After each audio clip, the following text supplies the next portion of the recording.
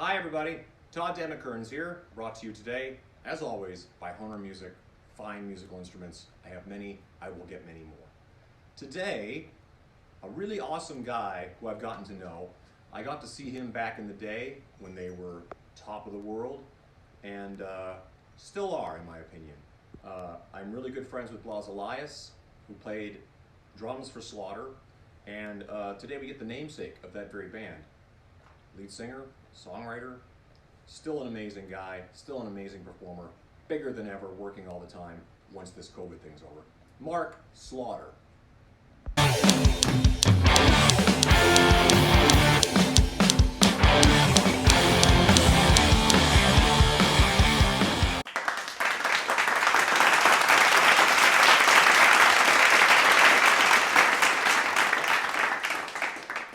Boom, we're on. We're All live. right. No, we were just Cool. commenting on your beautiful recording space you have there. Oh, That is, thanks.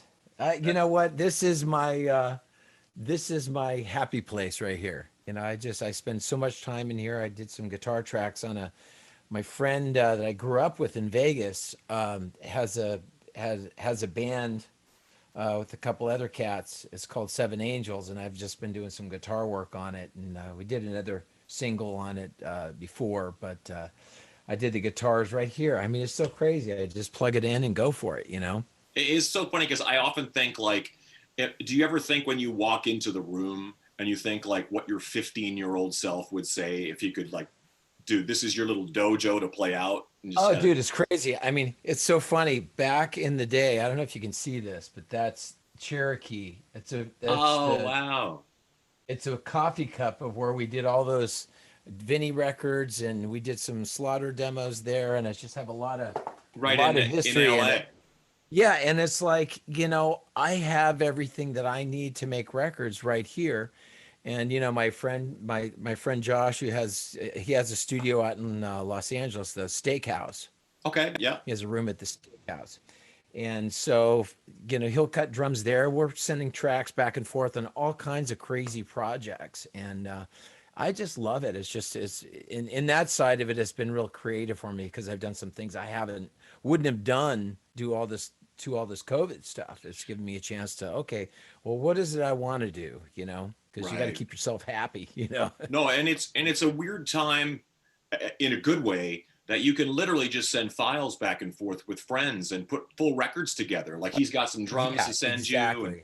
the next thing you know, you're actually Right. like making like full projects. It's insane. It's really what a wonderful time to Well, be are creative. you, it is in that side, and I think that's the advantage of to me for the technology. I mean, the fact that you can just send files and do it that way. It's been an amazing tool for me, and I've been doing commercial stuff. I did some music for Fox Television the same way, and again, I Cool. just would do it in my house and send it away. And it's just a bizarre thing. I remember we were on tour. I was on tour with Slaughter, and I was on an airplane and I had my laptop and I'm sitting there programming drums for this music for television. And then later on I'm watching, one of the playoff games and I'm like, wow, that's crazy. That's my music. And then I did it on a Delta flight. Yeah. Yeah, but it's cool. That's so cool. I mean, honestly, like when you, because there's something I miss about it, and Slash and I always talk about this because Hmm. Slash is one of those guys. He owns his own studio, Right. but I think he, no matter what, he's always going to consider it more of like his sort of workspace. You know what I mean? He Right. still likes Right. the idea of like we're going to go make a record, load up the shit, Get and it in. Yeah. load into And you another know what? place. There is, because it really is, if you're doing everything to a click. For those people who don't understand, there's just a click track, which is just it's like a clock, and it's just a metronome that's dead on. But there in music, if you're listening to Guns N' Roses, there's that flow Yeah. of it going, speeding up, slowing down a little bit. It's just a natural feel. Zeppelin was the same way, and I listen to a lot of records and go, wow, listen, the drummer is really taking off on that chorus. But even though it's not perfect, that imperfection is what makes it real. That's So, yeah. and that's I think that's what's missing in this, because you can get too analytical instead of just playing it down. It's an You know. interesting conversation because I think, in speaking to, I was just talking about this the other day. When you listen to like say Song Remains the Same or Live at Right. Leeds, you know, those kind of old Right. school live records where the Who would make a recording and there'd be horns on it. There'd be like, Right. you know, tons of stuff on it. Then they would go on stage with those four guys. When Pete went to the solo section, there was no backing, you know, no rhythm guitar Right. or whatever. And to me, I found excitement in this sort of like new application of that same song that you're familiar with, but this is Right. this is how we do it live. Right. And now we live in a day and age where, and I've had this conversation with a lot of people when you talk about click tracks and you talk about quantizing and the sort of perfection of it all. Do you feel like they try to make it seem like today's audiences are a lot more discerning, a lot more aware, a lot more kind of like, hey, that harmony's missing, this sound, you know, they want to hear. It's like you listen to the record at home, you listen to the record in the car to drive to the gig, you walk into the gig, you want to hear it sound exactly the same. And I'm like, Right. it seems so weird to me, like no Well, variation even if from you the. do the, yeah, and it's the same thing and you know this is playing with drummers. Sometimes you'd be like, well, is it a little fast today, a little slow today? You know, you know when you find certain cats that just have a natural sense of where it should be, and they pull you back. Sure. You know, you're starting to play, and all of a sudden you pull back, and you go, oh, I was a little on it. You know, because you get excited when you get excited as a performer, you start to play on it and faster. And you know, and you're not just in the groove. And when you get the relaxed feeling of playing on the road a lot, that's when it's really cool, and that's when it really connects, is to have the breathing room. And you know, even though I know a lot of it was done in the machine style, the Def Leppard stuff, for instance, there's still breathing room. There is. The beats per minute are, you know, 80, 90, so there's that room in between. And the good part of that is in a sound wave, which is, you know, say a larger wave, the faster the song, the less bottom you're going to have in a mix. And a lot of people don't understand that. So like, it's harder to get the big and get the big wave go through because it doesn't allow the wave to actually get up to the mountaintop of it. Totally. So it's hard when you get into those mixes. So those Def Leppard records, or you listen to even where Bonham was, dude, God, you know, it's just, you can hear the room, you can feel the breathing of it, and that's really where I think that as a musician, you're always trying to get the bigger sound, and the best part of it is pulling that tempo back. So sometimes I think it's also a tempo thing more than it is just a click. It's just knowing how to pull it back and not be on it. That's really interesting. You know, I've never really thought of it. You know, you brought up an interesting point, because when it's your kick drum only has this long to live. That's right. So you're starting to hear the beater. You're hearing the 2K. You have to actually put 2K, 1K on the kick drum to even hear it. To hear the more of the attack of it instead of a, you know, and then you're actually hearing the room breathe. The room will actually breathe, especially when you put a compression on the room. You'll feel that room, and that's what Bonham. It wasn't a lot of mics on the drum; it was the room that was the big sound of a lot of the Zeppelin stuff. In fact, there's very few mics on the drums. That's in right. These recordings, you know, it's a lot more in the room actually than it is. And actually. That shows how good John was, is because the cymbals weren't taking over and things were really equal. Yeah. You know, it's not like he was just hitting the snare and you only hear the snare, or you're not hearing the kick because he was light-footed. I mean, everything was even, and I think that's the beauty of how he played. And you know, I think a lot of people really studied it to understand it. And it's crazy. It's what we constantly do, and you're constantly looking for, is to how do I find the things I love. I mean, the Guns N' Roses records, how they did that, and put Steven in a room and you know, got the good performance out of Steven, and then they built the track off that. You know? Well, and it's there's so many different ways to do this, and I often kind of, you know, pontificate, sit around stroking my beard, thinking like how many different ways we've done this, and sampling this and putting that in there, recording the cymbals separately. And I think to myself, I'll hear like, "She loves you," and you're just like the cymbals are just. It's a song. It's a song. Ultimately, it's song. Way rowdier than you think too, like that song, and it's largely, you know, whatever is overdubbed. There's a lot going on live, but it's the imperfections. And the other thing is that was done on a 4-track. Exactly. So that means that there were 4 tracks to just slam it down. Yeah. You know, I've got, you know, I do mixes in here. There are sometimes 72 tracks because I can. Yeah, But I exactly. Yeah.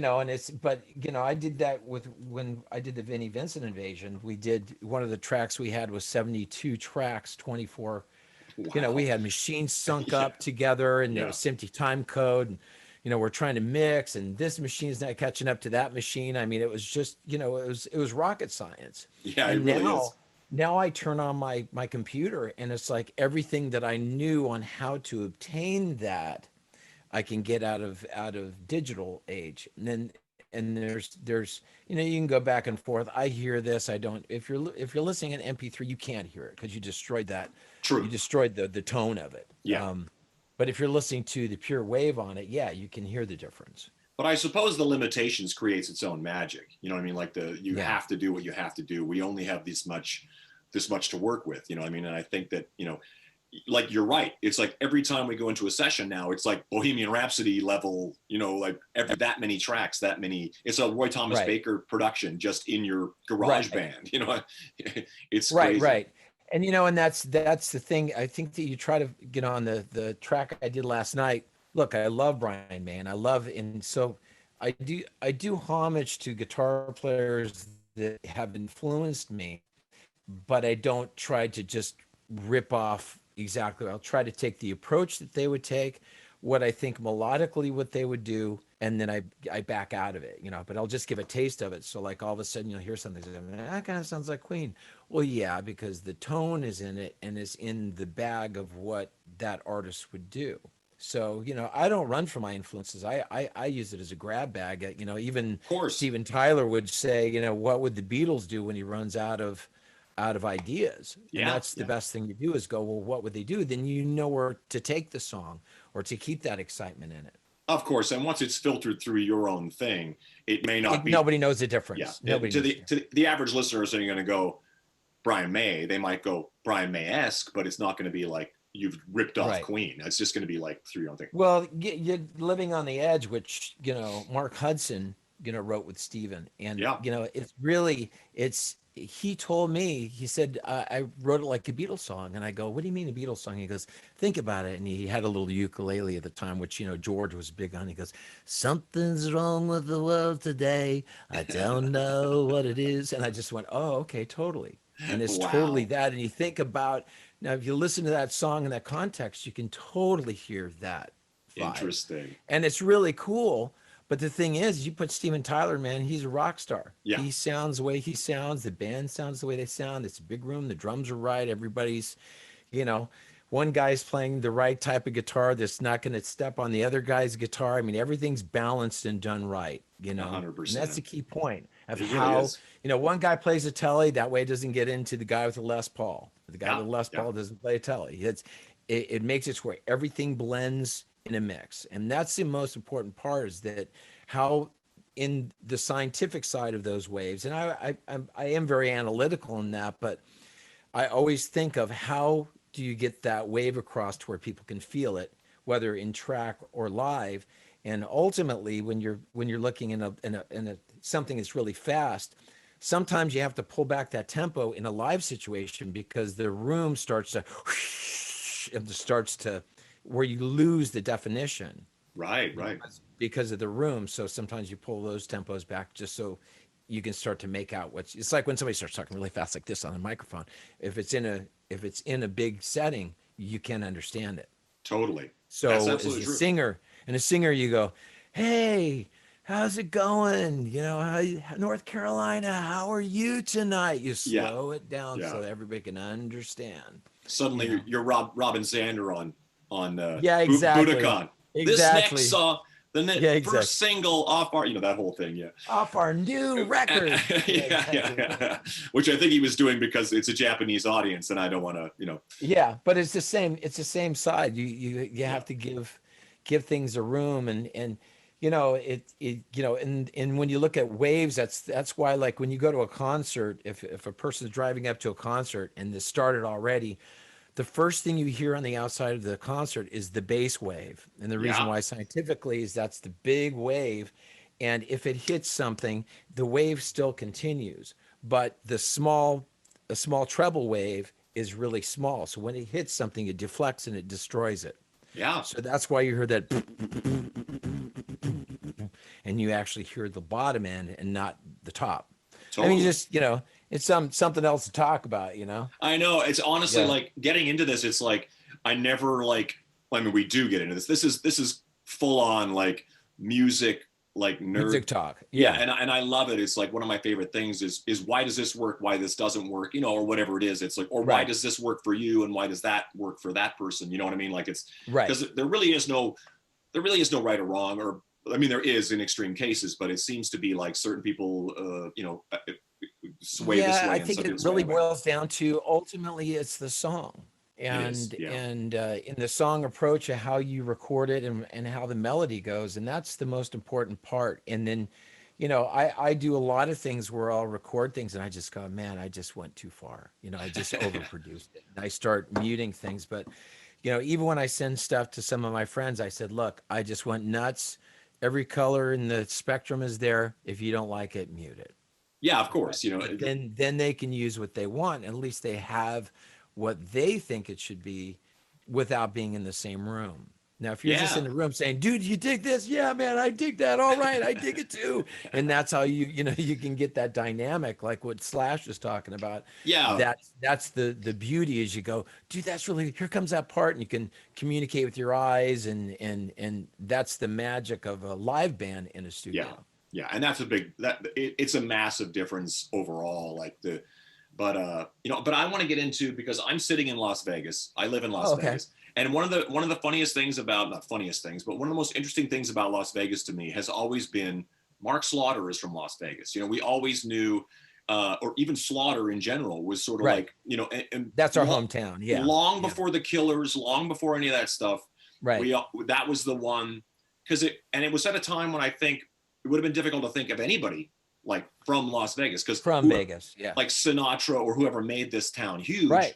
They their histories are outside, and they brought it here. So right. To me, what I've always found really fascinating is even like back when you guys first came around, it was like, and I can't even imagine in the 14 years, I've been coming here since 2003, but I've sort of put down roots around, 14 years ago. But the changes that I've seen in a city that it's unbelievable. Yeah, didn't have a hockey team, didn't have a football team, and but back when you were living here, it must have been very.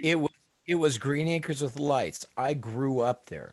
Yeah, so it's crazy. When I grew up there, first I lived over by the Sunrise Hospital. That's where most of the earlier houses were, right off DI and in Maryland Parkway, the Crazy. Boulevard Mall. I remember when the mall was built when I was a kid, I was like, wow, that was the mall, and it was like a quarter of a block long. I mean, there was nothing to it. Yeah. So it's just it was a different time, and that's the hard thing for me, and why I left Vegas is I felt like, first of all, when your parents, you grow up around a certain area and you get all these reminders of things of how it used to be. Sure.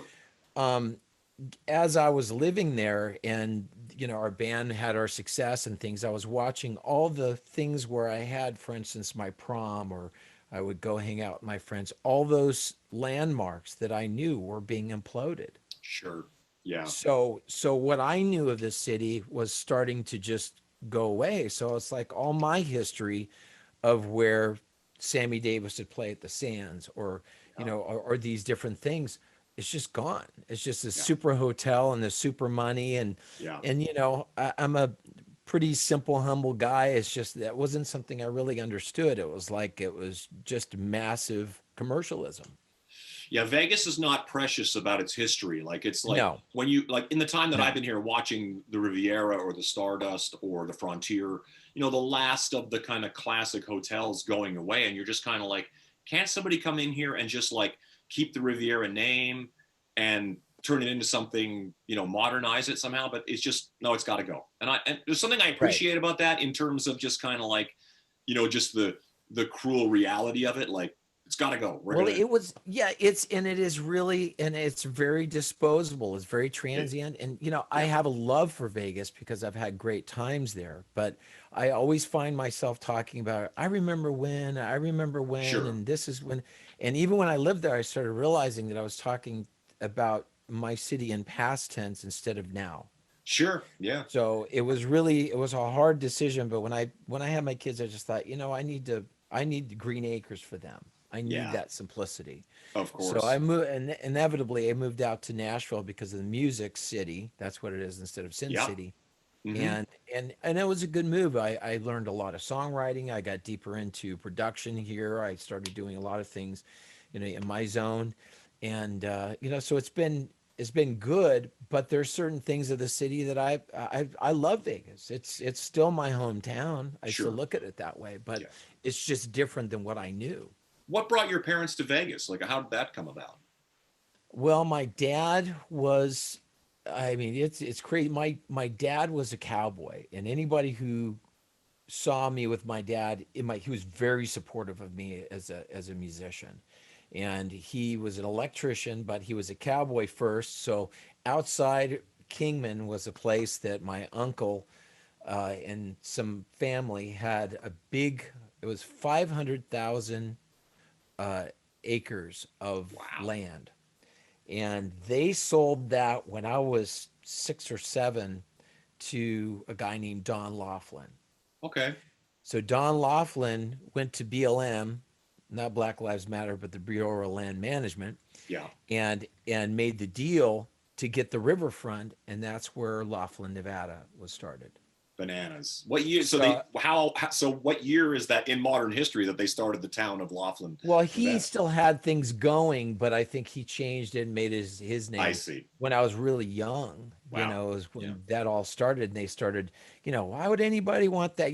They're cowboys. Yeah. Yeah. Yeah. I grew up around that, and then, my family, they're all over the place. We're Yeah. we're we're all over the place, but that's where I started. It was a real simple. My dad became an electrician. He worked as an electrician, and speaking of the Sands, I think he was one of the foremans on the electrical job of Wow. that building. Wow. So, you look back on it again. I remember when it was imploding, my dad was like, all that work. And I said, what do you mean all that work? He goes, I wired that. I really cared. I did my job, and everything that I put my heart and soul in, they just blew it up. It's just gone. It's brutal. I never thought of it that way. Yeah. I mean, when you think about any building like that, the amount of work that's gone into it is somebody And sat there and designed the whole yeah, damn and thing. there's a Yeah. passion or love no matter Yeah. what you do. I Of mean, it'd course. be Yeah. like somebody saying, "Here's a song I wrote." Yeah, your song's gone. You Yeah. know, Well. and Well, you people have just done that too. Let's be honest. yeah, yeah, This you is the both music had that. business. Let's Yeah, talk about exactly. talk about disposability. This is the music. Right. Yeah. Yeah. Yeah, Yeah. absolutely, Yeah. absolutely. But yeah, no, it's funny because like sitting in the house that I'm in, it's like 20 years ago, this was desert. You know what I mean? Like that's the fascinating Where thing what about. part of the town is it? I'm Where you? Southwest, so Okay, gotcha. it's what's fascinating to me is like wherever you are is like So out by Blue Diamond in yeah, that area. yep, Okay. yep, around there. When I Yeah, was a kid, you'd go out, and I had a dirt bike, and you drive on your dirt bike, and understand that it was all desert, and then there was a strip. yeah, So when it was night, you'd see stars, and you could just see the strip lit up in downtown. So there's just a strip and that. So, right. I mean, we're talking, this is, I grew up, I basically was born in 64. So you start looking back at that and go, even at 69 when I was starting school, Yeah, I mean, there was nothing there. We yeah, would go crazy. underneath our desk. They say, okay, kids, they're going to set off a bomb today. So around 10 o'clock, we're all going to get underneath our desks. Wow. Okay. So we get underneath the desk, and all of a sudden, the whole freaking school would shake.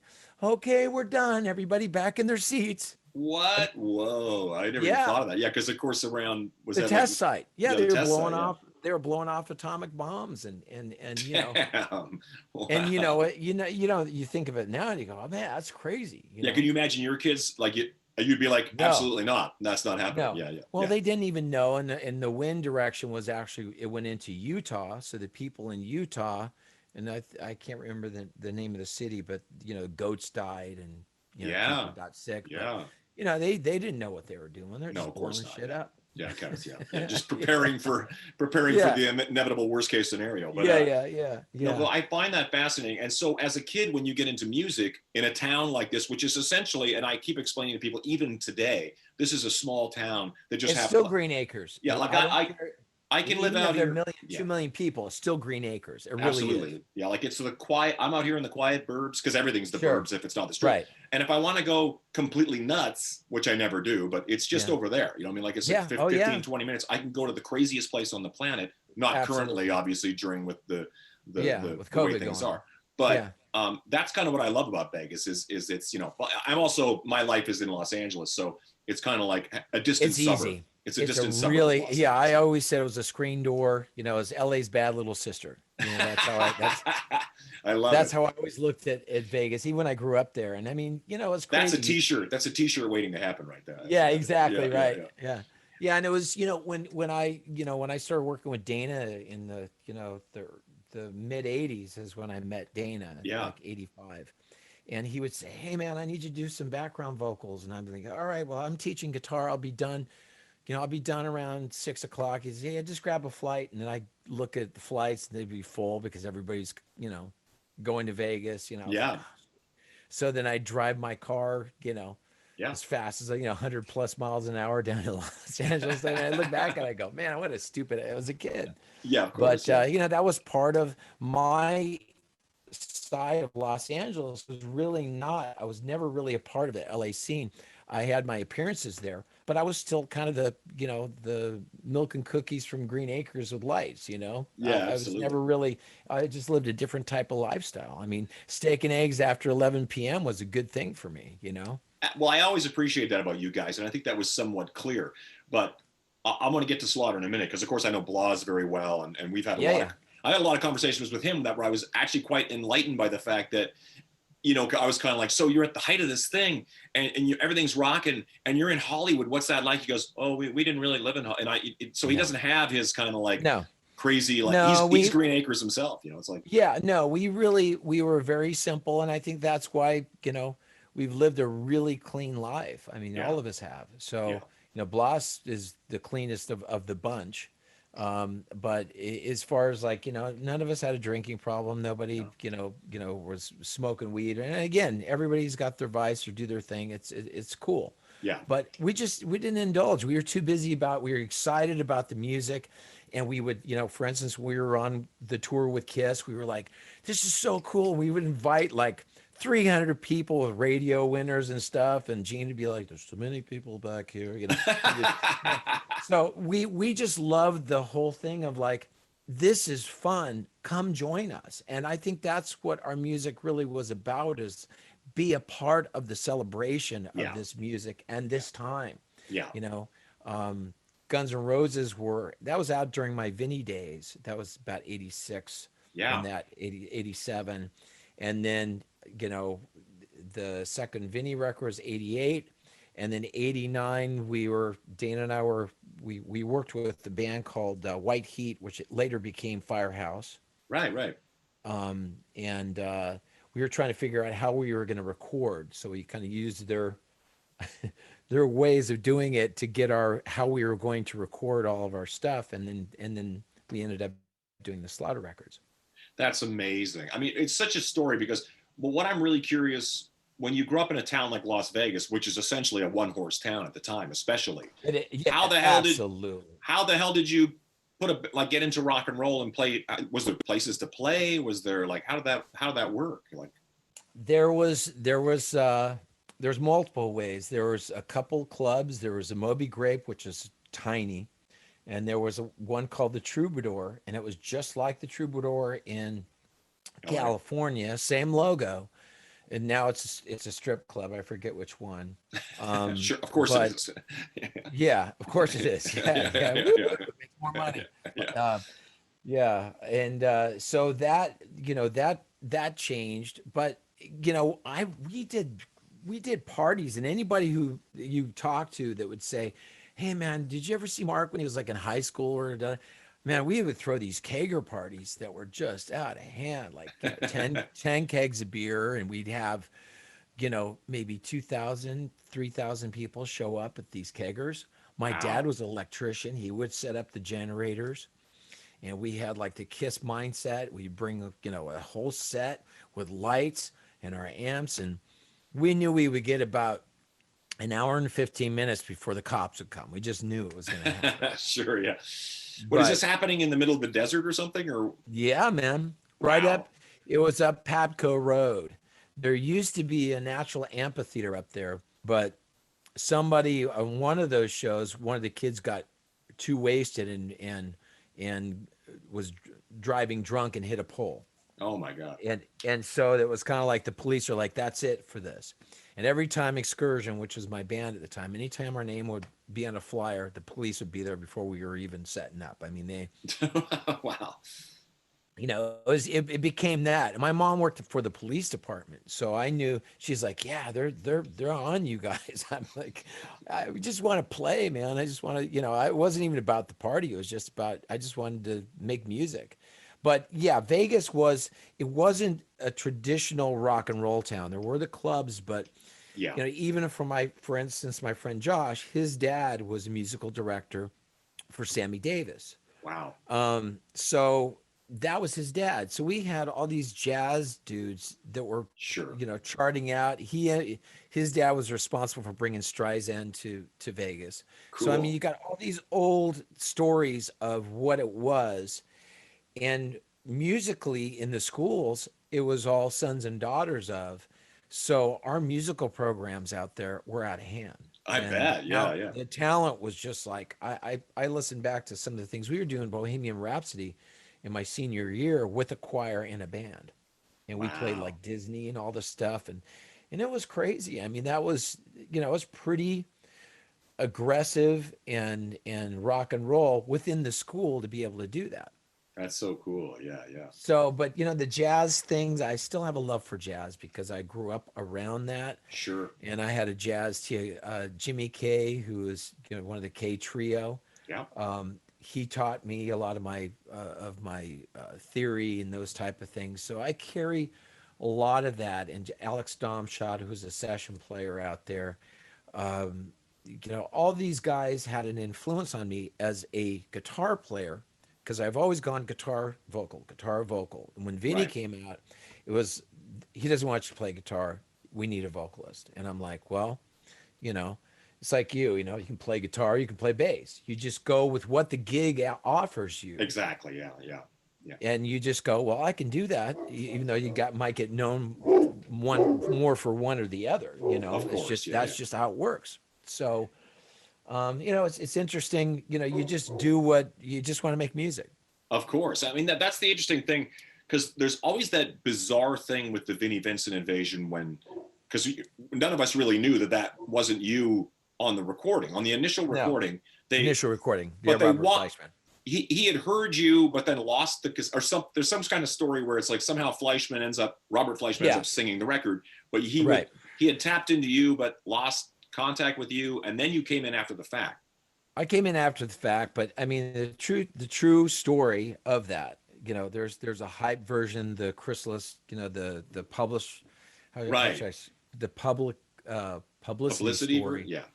Yeah. Ultimately, Robert he's an incredible vocalist. He is. Yeah. And there's not many people that sound like Robert and No. that could do what was punched together in the studio I don't think Robert was ever thinking this is something I'm going to do live. I mean,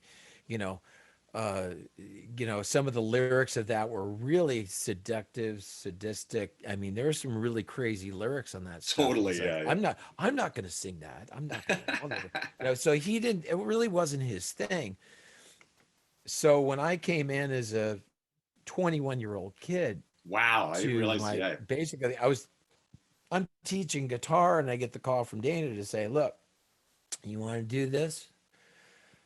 Yeah. Okay. So we go into a studio off of Blue Diamond Road. It was called RMS Studios. Lou Castro and his dad owned it, Sure. Yeah. a senior. And we ended up going through the TV mixes of that, and I sang it down. I sang a couple of songs. And then Dana, and I really didn't focus as a vocalist. Again, I vocal guitar player, vocal guitar player. It's kind of like the Sammy Hagar thing. That's what I looked Sure. at myself as. Yeah. So, you know, so I end up all of a sudden, okay, we've got the Alice Cooper tour. We'll be out on tour in a month. And I'm like, whoa. And we're doing a video in 2 weeks. And Vinny's like, you got to change your hair to blonde because all singers are blonde. Like, okay. Right. You know, my hair is as dark as yours or mine now. And I'm Yeah, like, yeah, yeah, yeah. really? That's where I'm going. So anyway, so yeah, I changed my hair color and it was really odd for me to sing. You know, I could sing those tracks, but if you listen to those tracks, there's no breath because it was punched together. It's So some of bananas. those verses were just, you had to limit your air and go all the way through and sing every single lead. Yeah, And yeah. all of a It's like, sudden you're like pre-chorus. and then had to do that again. Yeah, and then the same Yeah, thing. yeah, yeah. So it was like it was a challenge and it's a fight and you know, it wasn't my thing, but I learned a lot. I learned how to be a front man out of it. I've always been, you know, I never really did a big put on of, hey man, you know, this is, you know, yeah, I've always just been the guy next door. I've always considered myself that. So I never really went into, you know, Michael Jackson's manager, who lived out here in Tennessee. He said, I'd love to manage you, but he goes, you're too accessible. And I like the accessibility because he was telling me that with Michael, he created you can't touch him with the Sure. glove. You can't Mhm. see him. And it made it to where whenever he'd show up, it would be like all of a sudden they have here's a God that it showed up. Oh my God, I need a piece of him. And it created that havoc. And, you know, somebody would walk up to you and say, hey, Todd, hey, Mark, you know, hey, man, how's it going? It creates this calm, which I dig. Oh, 100%. But it's not, you know, it's different. And there are some people, you know, I'm sure Slash gets that, you know, oh my God, it's Slash. But if, you know, if you see him, if you don't do that, just like, hey man, you know, he's just a normal guy. Of course. Yeah, yeah, yeah. And people don't understand that we're just human beings. And It's it's funny though, because when you keep saying stuff like, you know, just being a guitar player and you could sing that kind of stuff, it's like when you're talking about Fleischman's performance on that record, and I've watched oh, you it's do, great. and Yeah, I've watched you right. do like the live clips that are around, and I'm Yeah, the like, one in Canada. Yeah, the one in in Canada. That was the best at one that Rock and it Roll really Heaven showed in it. Toronto. Yeah, that's Yeah, right. yeah. That's right. And There's one camera by the board. I remember looking at the red light. Somebody's recording this. wow, there It's you like, go. who cares? We'll be over this soon. This will all be over. No one will ever see this. And now here we Yeah, are, like exactly. Yeah, 40 years exactly. later or something. Yeah, But it's yeah. like one of those things where I'm like, I'm watching it and I'm going like, it's a daunting thing to be able to sing that. So when you say, oh, I'm a guitar player, but I'm like, dude, like to be able to sing that stuff, you know, is not just like, yeah, I can also do that. It's like, that's like saying I can also, you know, do quantum physics. You know, it's like, Well, there's a perfect example, and actually Eddie Trunk brought this up to me. He said Miles Kennedy, which I don't know Miles, but he said, man, he's a great guitar player. Like people are, well, you yeah, know, yeah, they actually knew how good he can play. yeah, that's true. Because, you know, it's the same type of thing that you find that one thing is more desired by the public than what you love to do. And I'm Sure. sure he's probably shredding someplace right now because Yeah. it's still your love. It's still what you Yeah. love to do. He's got And, you know, jazz chops too, which is really a yeah, whole other thing. So you're like, oh, okay. yeah, Yeah. yeah. Yeah. And we did a remake of, which was really challenging for me. It was a song that my mom would drive me around with her 8-track when I was a kid. And we had a Gino Vanelli, 8-track, and there was a Wow. song called Brother to Brother. I don't know if you know the track, but I think I remember that. Yeah. my friend Josh, the drummer, he reached out to me and said, "Look, dude, I want to get all some of the original Cats and let's do the track. Let's just do it up. Let's just do the track." And I'm like, "All right." Cool. And I said, "I'll do the guitar stuff." And the guitar it was Carlos Rios, and it's really challenging. And for me, but it was something that I haven't, you know, approached in 30 years, you know, since I've been doing the rock stuff. So it was Sure. nice to go back to what I love to do. And so I sang the track and I played all the guitar in this thing. It's a tribute to Mark Craney, the drummer who played in Jethro Tull, as well as Gino Vanelli. Oh, cool. Amazing Yeah. drummer. So Mhm. we did it. Joe Vanelli played keys. You know, Haslett played bass. I mean, it's just great. But I had a blast doing it, and I think that's really what it is right now. Is I'm enjoying making music. I'm enjoying, you know, coming back to things and going, yeah, I haven't done that in a long time. Might as well sit down and do that. Well, that's the beauty of music, though, is it never Right. really, there's always something new to try, and that's kind of the Right. beauty of it. But it's funny when Right. you look back at the Vinnie Vincent Invasion, and I was thinking about this with you because what went on to be Slaughter eclipsing that, Right. but in that Right. moment, because it's the blink of an eye, really, when you Oh think about yeah. Yeah. your time, your time with Vinnie, although it's that looms long, like it's just history, especially in that Kiss world. Being on that Kiss Right. family tree is part Yeah. of, is you're going to carry that with you forever. But Right. it goes by so quickly and so briefly. Like the fact that those two records, as great as they are, is there a moment like when that wraps up? Although I know that the Dana connection and knowing what I do know of Dana, when that started to kind of erode or end, however it ended, I Right. don't.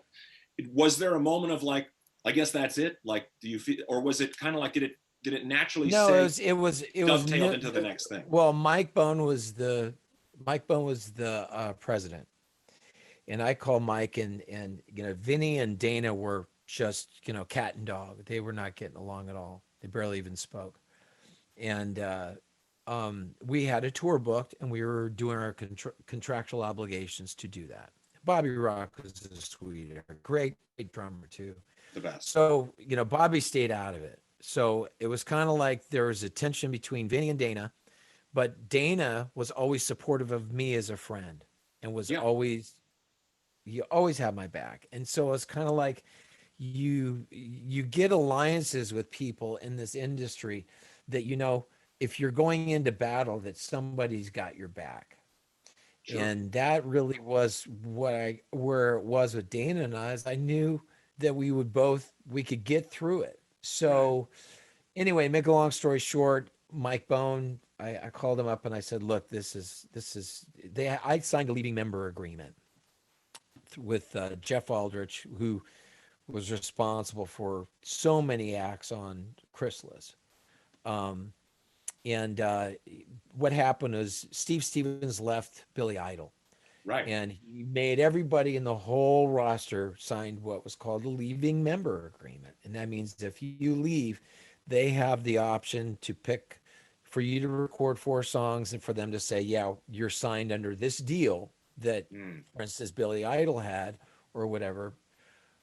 That's what your deal is. So basically, when I left Vinny, Mike Bone had already told me, because when you leave, finish this out. I promise I'll make it right. So I remember I was in Sacramento with Dana. I think we were playing out in the Cow Palace or something, and we were at a bar having a sandwich during sound check, but Vinny was never at, and MTV was on, and I look up, and it was a video that we'd had nothing to do with the editing at all.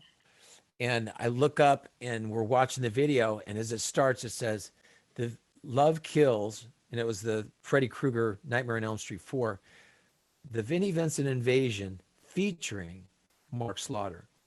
Wow. And I turned to Dana and I said, "They're going to pick up my option. This is going to happen." So That's a I good think sign.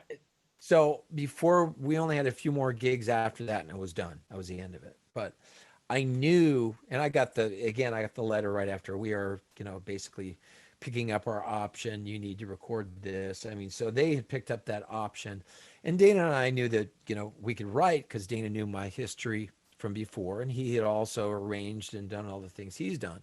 So it was easy. It was, you know, we had 2 guys that knew what we wanted. So when we were looking for the other players, it really was what fits first and foremost, who you can rub elbows with on a tour bus. 100%. Yeah, that's You more important than totally almost get it. anything. Yeah. Yeah. Almost more important than anything. And there's a theory that I have that I told Rudy this, the same thing, is that any band that has ever been huge, there was 4 essential things. a mother figure, a father figure, a good kid, and a bad kid.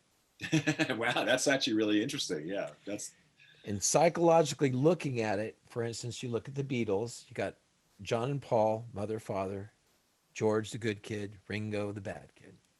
And you go down Van Halen, you go every single band you did. So I was, in my mind, looking at we need a bad kid and a good kid because Dan and I had the that mindset. So anyway, so that's what we were looking for. And I met Tim before I met Bloss. right. And Tim was just his birthday was yesterday. He's missed sorely every day, and He was the he best. was just funny, man. He was just funny and great, and he had the vibrato of Lukather. He had the mindset of Schenker and the things that I loved, and he was fun. And I think that was when we ended up finding Bloss through all the drummers we auditioned. I mean, it was kind of of once we found our niche, it wasn't a typical we're rock gods. It was just like these are my brothers. These are the Right. guys I actually enjoy. And we would laugh at ourselves and laugh at the whole situation. Like, can you freaking believe this is doing what it's doing? Yeah, right. Totally. And we approached it, the recording cost of the first record, the actual recording cost for Stick It To You was $16,000. For real? That is unheard of, man. That's crazy. Because there was no, we were, his production was in house, Right. and so all we did is we found a room much like this, Hmm. wasn't is actually equal to, and we made a whole record in it. This reminds me of it, actually, the Red Zone, and now I'm thinking about it. And And where was that? Where was that Red in? Zone, Red Zone was in Burbank, but we tracked the drums at Pasha.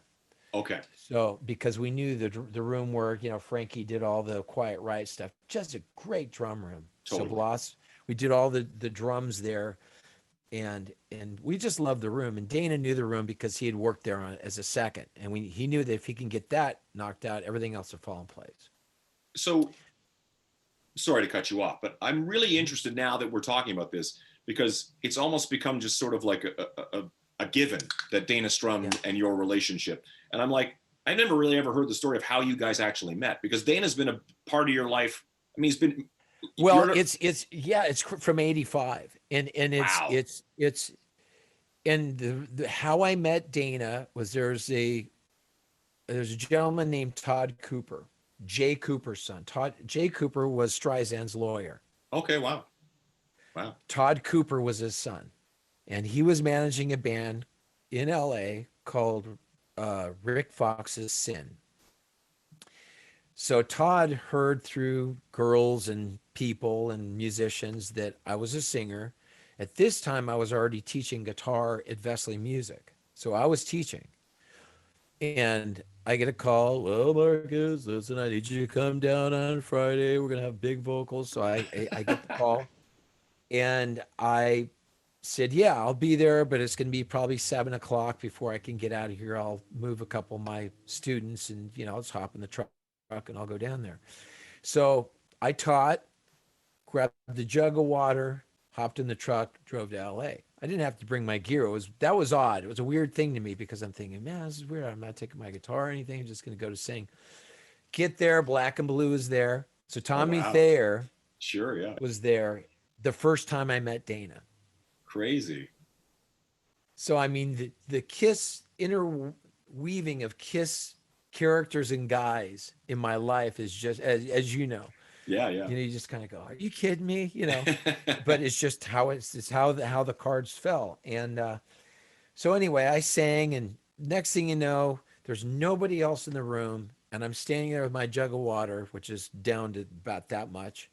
And Dana said, you got a great voice. I'm like, thanks, man. He goes, and you're still standing. You good? And I go, yeah. And he had me sing a couple things, and I think he was thinking he should be the singer for Invasion. Oh. Okay. But Vinnie, really, the truth is Vinnie, I was a gawky, one step away from a teenager at that point. Sure. Yeah. Yeah. So fast forward, he does the record with Robert.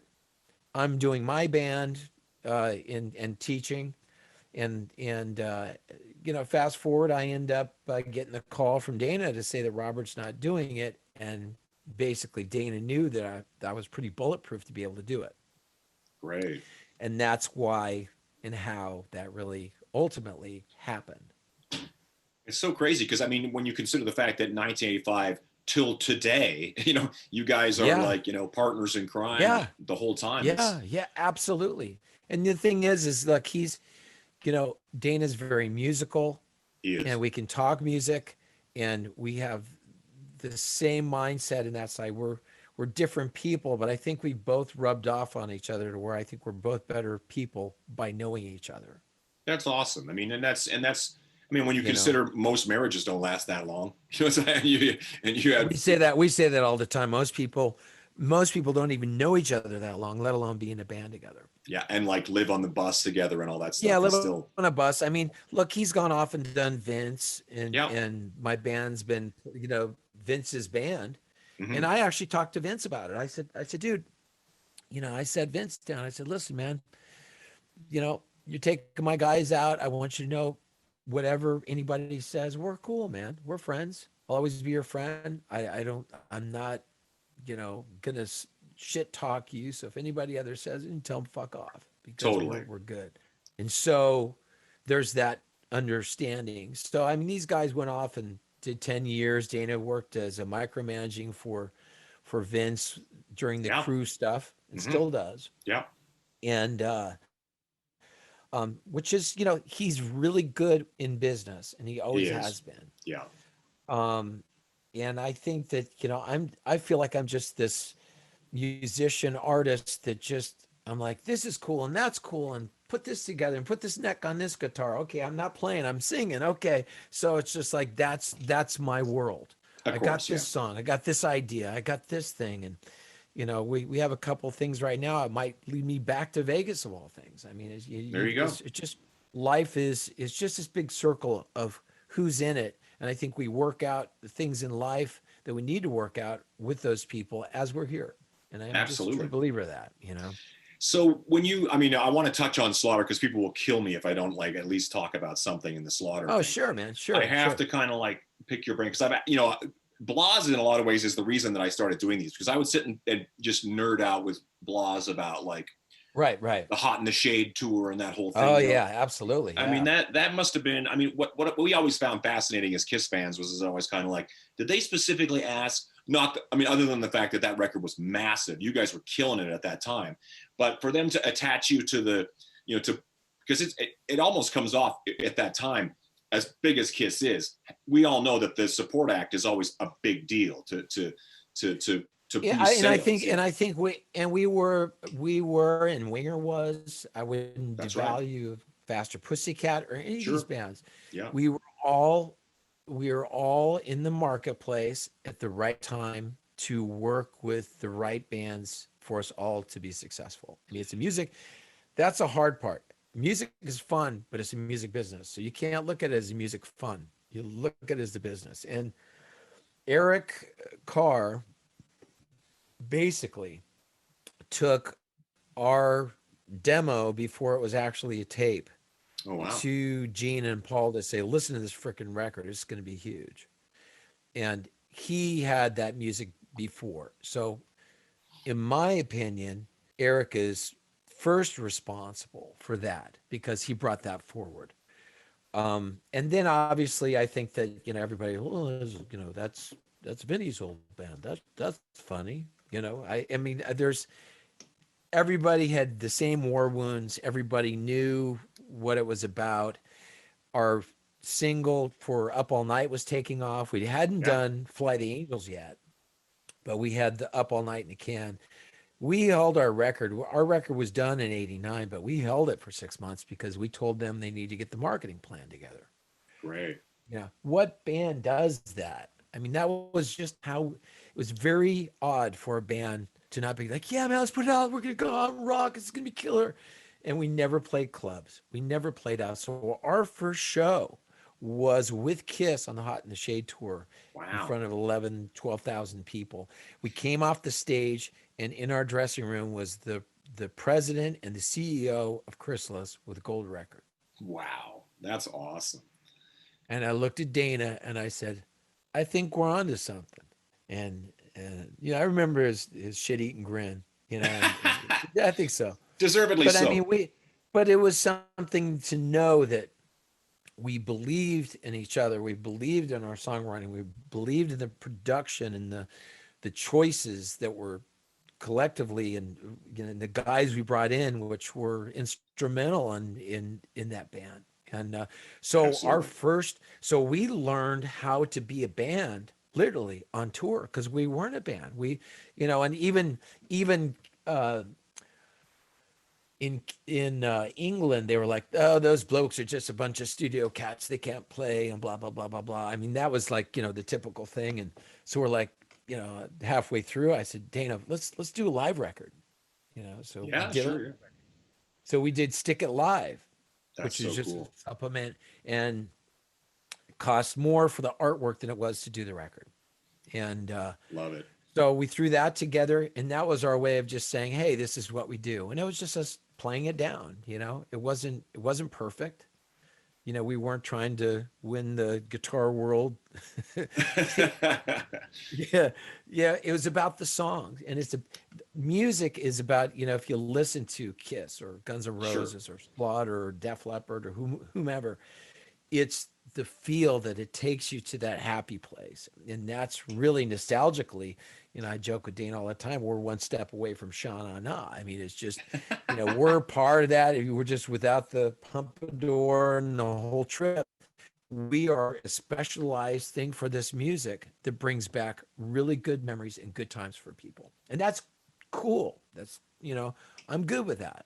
But that's why it has such longevity, and I think that's why music in general has such longevity, because somebody made out with a girl for the first time to your music, Right. or you know, everybody has Right. stuff attached to Sure. music. You know, Sure. whether Right. it's Jumpin' Jack Flash or Bohemian Right. Rhapsody or Flight of the Angels. It's like you are a part of that fabric that creates memories for people, and the beauty of it now is because you know, I had a long conversation. I actually talked to Will Hunt last time, and it was such Yeah.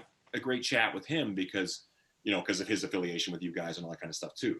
I mean, Yeah. I Sure. really want to quickly say, like, I mean, the fact that you guys had that second act, you know what I mean? Like, often people get that first act, and that could have been like the Vinnie Vincent Invasion, you know, Nightmare on Elm Street, all that shit, and then Yeah. and then we all It's over. think, Yeah. and we all think that it's kind of like, Yeah. well, I'll just do it again. The fact that you guys actually did it again is, and actually eclipsed, you know, like, that's what I'm saying. It when Slaughter came out, at first it was kind of like, oh, the guys from Vinnie Vincent's band, but it wasn't long Right. before Sure. that was like, that was a footnote, you know, that everybody kind of forgot. It was Yeah, like because it's a different you come into a different audience. You 100%. you you end up into a different audience in that side of it. And I mean, obviously the Kiss core for all this, thank God for them. I mean, those people who are friends of yours and mine that we've met over the years, and you know, they're just great people that really are passionate about music. It's just like Rush fans. Yeah, 100%. Love the band, and I get that because, you know, I love music. I am passionate about it that same way. So we can all you know, just as we're talking right now, I'm passionate about that stuff. What amp did you use? I remember Jimmy Page came to one of our shows, and we're, Oh wow. you know, how'd you record the bass? You know, what'd you do? And we're like asking, you know, all these, you know, geeky questions, but That's what you that's do. what we love. That's what Exactly. we do because we're like, well, because we're thinking, well, what's our grab bag when we do our next project, or for somebody else we're producing a recording. This is how you do it. You know, it's interesting because as far as, I mean, I've heard a lot of stories about Eric Carr and what a wonderful guy he was, as far as like, you're not the only band that he kind of said, you should listen to this band or whatever, and connected Right. dots in certain ways. But Right. I do like to think, and I do like to think that Gene and Paul certainly thought that it would be a really great story that you guys opened the Well, tour and you because know, of the Gene and connection Paul, and to again, Vin. absolutely. And I don't even know, you know, what part of Bruce was in that, you know, because Bruce is a part of the band at the time, you know, Absolutely, and yeah. again, you know, but it's, you know, look, those guys ran their business and they're a class act. Oh, Have 100%. always been a class act Yeah. to any of the bands in that side of it. I remember we did our first leg, and you know, you do your first leg and you're like, well, I don't know, this might be it. Because, the agents don't really tell you sometimes. And we walked in our dressing room, and it was funny because this is what it was Bloss, Tim, and Dana and I. And there were 2 bottles of Dom on ice.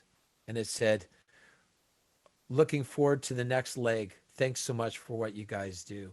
And wrote, signed their names. And I was Wow. like, you know what, man? How cool is that? Right. It's a class act. It's not just Yeah. leaving it to that. It's just say, we're all out here. We're all in the trenches. We're all trying to keep people happy. And ultimately, what I've learned in Vegas, and you understand this from living there, it's the entertainment capital of the world. It I is. learned entertainment, and it's not about, look what I can do. It's to entertain and make people happy. That's your job, is to entertain and make people forget their bullshit for however long you're on the stage. Absolutely. We're just that opium that just makes everything go away. And it's cool. And I love being that. And I love doing that. And I love being a part of any aspect of it. Playing tambourine on something, I don't care. As long as I'm a part of something, I love that. I was thinking about that too with you guys, because there was a really interesting phase where, the Vinnie Vincent Invasion was definitely a part of, whether by your choice or not, that earlier wave of the really over the top images, the really over the top stuff. And then when Slaughter came out, and there was Skid Row and Guns, I think to some degree sort of created this sort of like, we're regular rock and roll dudes. Yeah. Yeah. Tesla. Yeah. Tesla. Guns N' Roses, all those bands. It was a thing of like, you don't need to do that. Nobody jeans and t-shirts. That's right. You still had long hair and rock and roll, but it was like, that's what we did. That's what we did. Exactly. And Our whole thing was is be the guy next door and don't try to be something that you're not. I mean, we would buy, they would say, well, you need to buy these clothes. And we're like, these things are fine. It wasn't our thing to dress up. We just, I'll never forget Larry Major. We were out on tour with Cinderella. I had a tank top, stretchy jeans, and I think I had Reebok tennis shoes. Sure. And Larry Major says, "You're going to wear that on stage?" And I go, "Yeah." And he goes, "If I were your manager, I'd tell you to wear something different." And I said, "That's why you're not my manager." And I walked on stage. I saw you on that tour. I saw in Calgary, Canada, with Slaughter and Cinderella. Yeah. It was a fantastic show. It really stuck with me. It's like, and just like 2 fantastic bands at that time. Because Cinderella they're great. Yeah. And a lot more showy than you guys in that way. So, but I think that's the cool juxtaposition, is seeing bands that, and it became a thing. Like I started to notice it within the local band scene, that it wasn't so much about like getting a costume on. You were just wearing you were just, this is what I wear. I'd walk around the whole day, go to radio stations, go to record stores, and go, "Okay, you ready?" And we just walk on stage. Yeah, exactly. It wasn't like, this is my stage shirt. And I think we're more into wearing more of a stage clothes now. Now I walk around in sweats. I mean, I'm freaking on a farm right now, Right. Yeah. It's especially during COVID, it's like whatever's comfortable, man. You're looking at all these comfortable clothes on Amazon going, that looks real comfortable. Yeah, exactly. Look at the reviews. Yeah, that's the most comfortable sweatpants I've ever had. Buy. Buy now. Ain't that the truth? So what do you like? What do you make of it now? Because what I think is really interesting when bands like you guys could be as busy as you want to be. I mean, other than when there's COVID, but I'm saying prior to this and definitely after this, you can work as much as you want to work, and you could probably, be busier than you've ever been. Because we were on the track of it, actually. Just when COVID hit, we had more shows on the books than we've had in our career. How do you like that? Period. Yeah. And it just blew up, and it was just like, wow, we had the whole tour with Rat in Skid Row. That's right. And we had already booked casinos prior to that. So we had our casino run 30, 40 days on top of the tour, and made it to where they accepted both.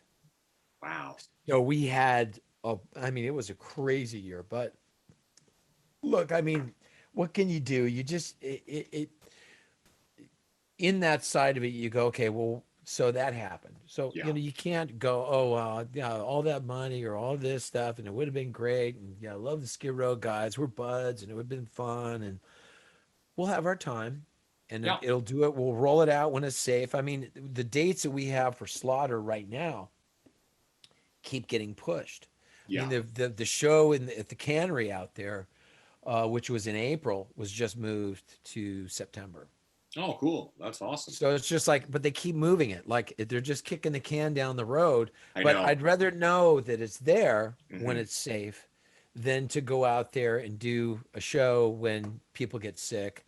And, Well, and the big thing is no sense playing if you can only play to 20% of the audience or whatever it is, because it's right, as right. much as I think that needs to happen in certain cases. I think we need to have live rock and roll, whether it's in smaller audiences or not. But it doesn't make as much sense, and it doesn't make financial sense for promoters and everybody else trying to book No, bands it doesn't, and and it doesn't flights and make everything else. it Yeah, doesn't, and it's the same thing of just like this type of stuff. This is our communication. This is what keeps us sane.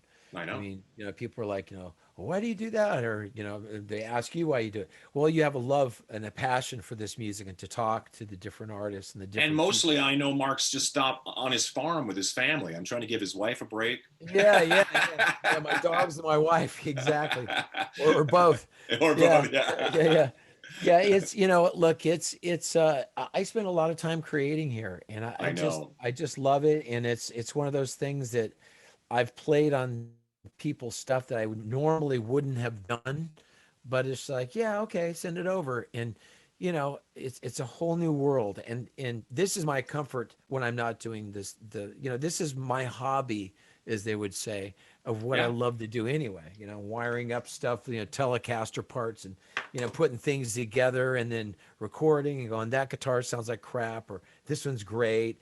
And then building this arsenal of tools to be able to get different tones and the things that I go, that's amazing.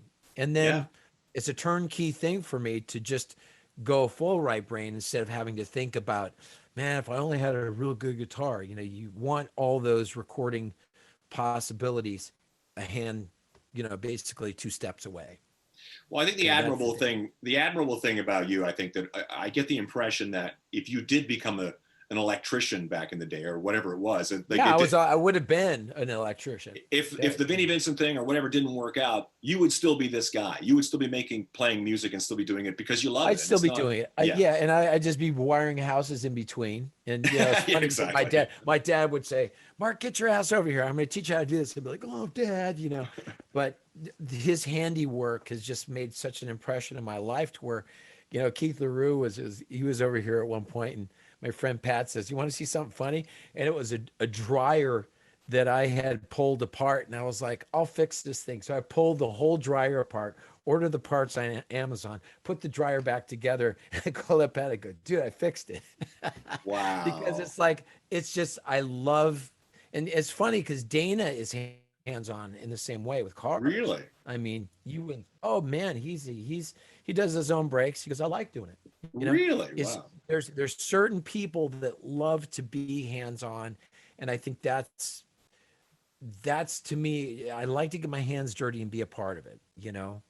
I'm just so And terrible at it, dude. I would just ruin a dryer or ruin my brakes. Yeah. well, yeah, sometimes, yeah, sometimes you go, why the hell I do this? I need a professional. But I think that it's just one of the things of just knowing. I just want to know. It's like all the recording software, as it's gone through the years, I've gotten better at it because it's like Nuendo 1.4 and Sure. then you just keep going to all these different phases of software to where I understand what it can and cannot do, Sure. and the limitations, and to also how to make a track just live and be good. So Absolutely.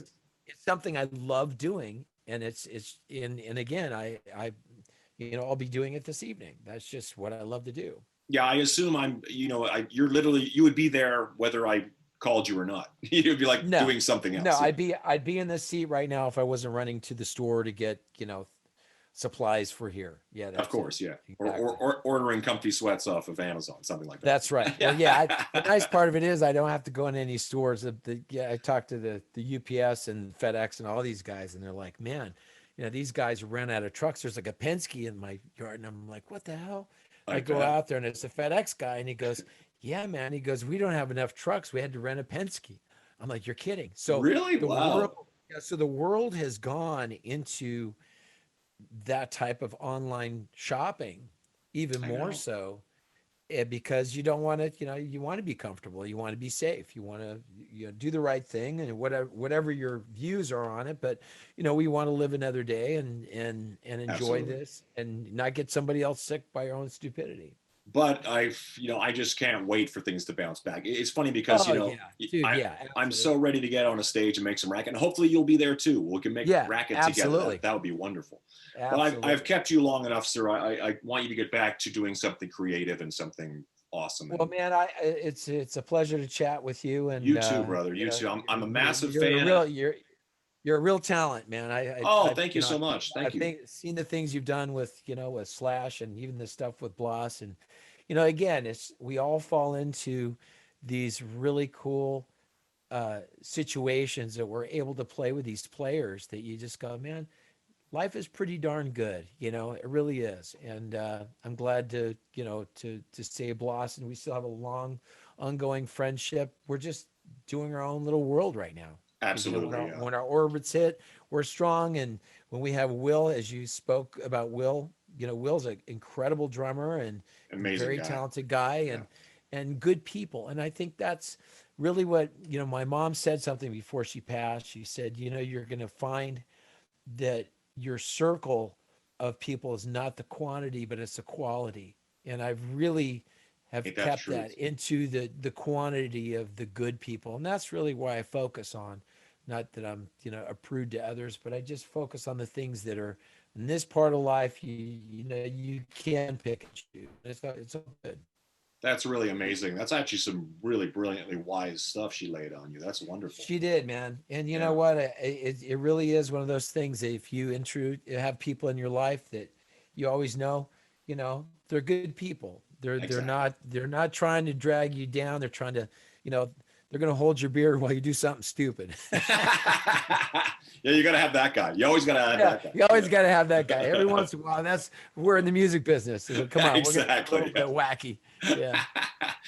Well, brother, have an amazing amazing rest of your pandemic, and hopefully when things come out the other side, absolutely. we will cross paths in person. Got any music coming? Anything you need to work on, man? Let's do something. Hell yeah, dude! We'll bounce some files back and forth. I didn't, now that I see your laboratory is very. Oh, extensive. and I am way on it. I just downloaded, not to geek out, but I just downloaded a Waves plugin yesterday. And if you pick it up, I'll tell you about it later. But it's real cheap, but it has the impulse responses of the Hammersmith Odeon, of the Ryman Theater. Wow. So it's like all of a sudden you have all these killer venues, and it's 5 gigabytes of just IRs.